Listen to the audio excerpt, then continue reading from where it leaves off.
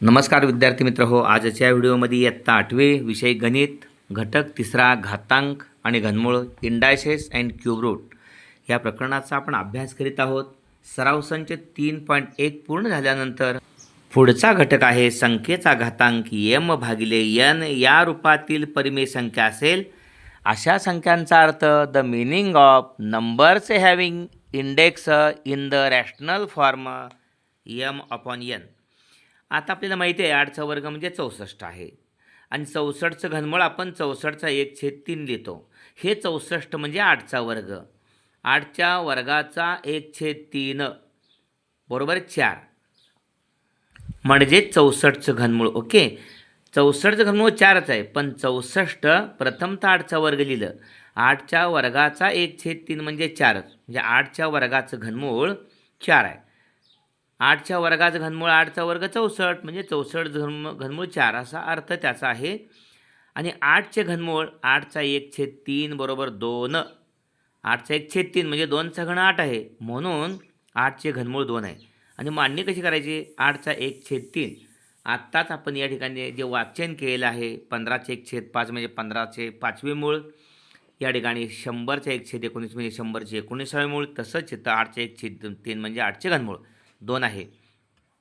आणि 8च्या घनमुळाचा वर्ग 8चे 1/3 त्याचा वर्ग म्हणजे 8चं घनमूळ 2 आहे, म्हणून त्याचा वर्ग 2चा वर्ग 4. अशा पद्धतीनं याची मांडणी आहे.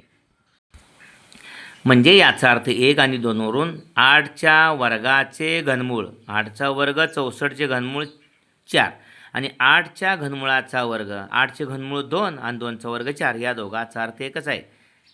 ओके, म्हणजेच 8चा वर्गचा 1/3 बरोबर 8चा 1/3 त्याचा वर्ग. म्हणजे या ठिकाणी 8चा वर्ग त्याचा तिसरा घात म्हणजेच 8चा घन त्याचा दुसरा घात, घाताचा घात घाताचा गुणाकार अशा अर्थानं. पण आपण अपूर्णांकी घातांक विचारात घेतो म्हणून 1/3 हे विचारात आपण घेतो. 1/3 म्हणजे घनमूळ. ओके, हे घातांक पूर्णांक संख्या असतानाचे घातांकाचे जे नियम आहे आत्ता आपण बघितला. 8चा वर्ग त्याचा घन आणि 8चा घन त्याचा वर्ग समान आहेत. म्हणजे घातांक पूर्णांक संख्या असतानाचे घातांकाचे जे नियम आहेत तेच नियम घातांक परिमेय असणाऱ्या संख्येसाठी आहेत. म्हणजे एचा m घात त्याचा n म्हणजे घाताचा घात घाताचा गुणाकार 1चा mn.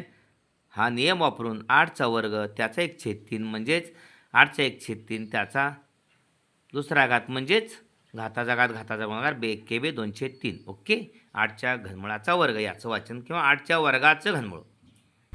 We know that 8² is equal to 64. Cube root of 864 is 64 raised to 1/3 is equal to 8² raised to 1/3 is equal to 4. Okay, that means therefore cube root of square root of 8 is 4. This is first. Similarly, cube root of 8 is equal to 8 raised to 1/3 is equal to 2. The square of cube root of 8 is 8 raised to 1/3 raised to 2. That means 2 square is equal to 4. Okay, cube root of 8 2 square 4.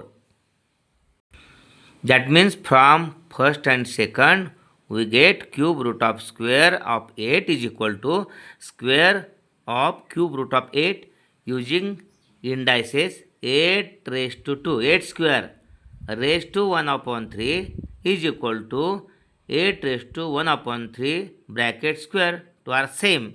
The rule of rational indices are the same as those for integer indices. Using the rule a raised to m raised to n is equal to a raised to mn, we get 8 square raised to 1/3 is equal to 8 raised to 1/3 raised to 2. Okay, that means power to power.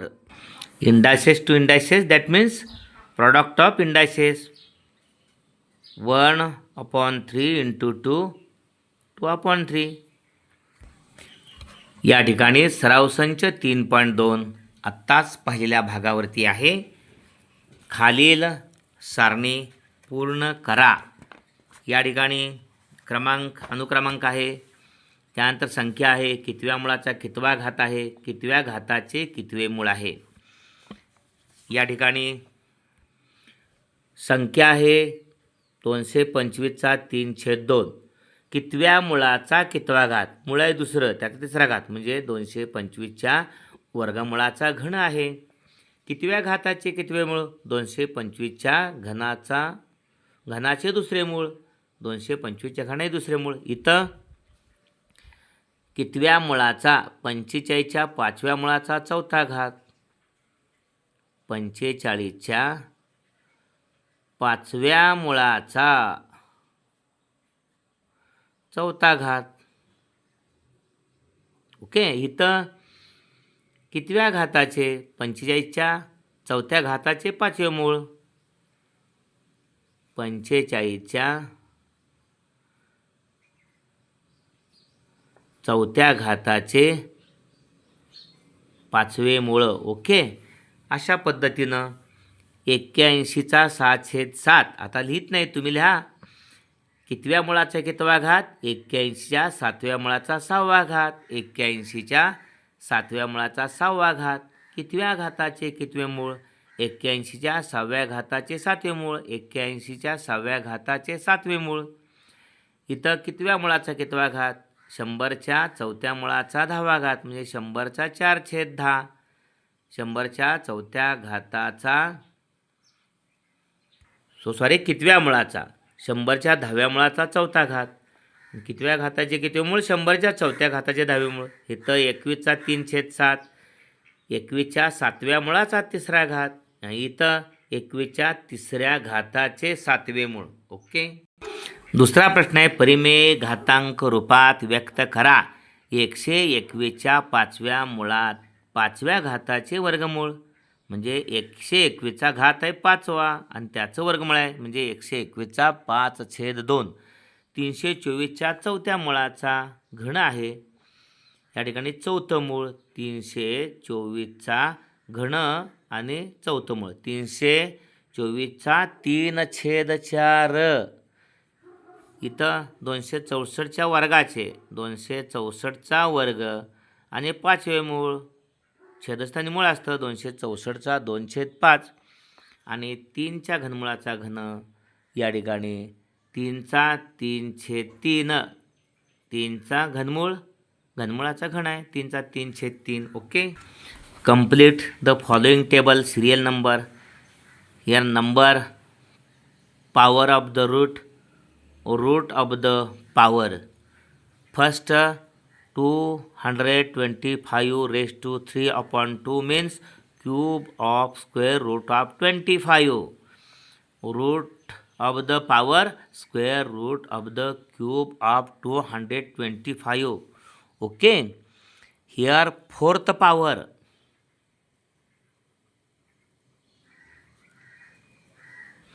Fourth power of fifth root of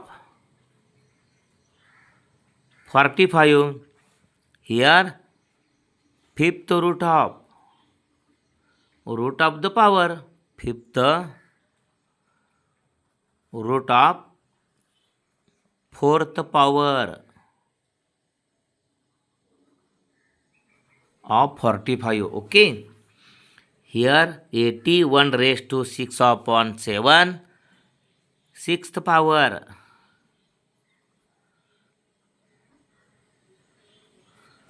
of seventh root of 81. Here root of the power, seventh root. Seventh root of sixth power of 81. Here 100 raised to 4/10. That means fourth power of 10th root of 100. Here 10th root of fourth power of 100. Here third power. Here third power of seventh root of 21. Here seventh root of third power of 21. Okay. Second question, write the following numbers in the form of rational indices. Okay, square root of the fifth power of 110 to 21. That means 121 raised to 5 upon 2. Here cube of fourth root of 324. 324 raised to 3 upon 4. Fifth root of square root of 264. 264 raised to 2 upon 5. Cube of cube root of 3. Cube of cube root of 3. 3 raised to 3 upon 3. Okay. त्यानंतर घन आणि घनमूळ अत्यंत महत्त्वाचा भाग, दुसरा भाग यातला cube and cube roots. आता घनमूळ आणि घन यामध्ये 3 अंक लपलेला आहे. त्याचा अर्थ कसा घेतलेला आहे पहा. एखादी संख्या 3 वेळा घेऊन गुणाकार केल्यास जसं 2 वेळा घेऊन वर्ग करता येतो, तसं एखादी संख्या 3 वेळा घेऊन गुणाकार केल्यास येणारा गुणाकार हा त्या संख्येचा घन असतो. उदाहरणार्थ 6 गुणिले 6 गुणिले 6 बरोबर 6चा घन. 6चा घन म्हणजे 216. 6चे 36 गुणिले 6 216 म्हणजे 216 ही संख्या 6चा घन आहे. जसं 8 म्हणजे 2 गुणिले 2 गुणिले 2 म्हणजे 2चा घन या ठिकाणी 8 आहे. ओके, किंवा 8 ही 2चा घन आहे. आता परिमेय संख्यांचा घन. आता 17चा घन. 17 गुणिले 17 गुणिले 17 17चा वर्ग 289ला पुन्हा एकदा 17 गुणले की 4913 मिळते. इथं जाऊया. वजा 2/5 ही परिमेय संख्या आहे. परिमेय संख्याचं घन याचा अर्थ वजा 2/5 3 वेळा. वजा 5 गुणिले वजा 2/5 गुणिले वजा 2/5.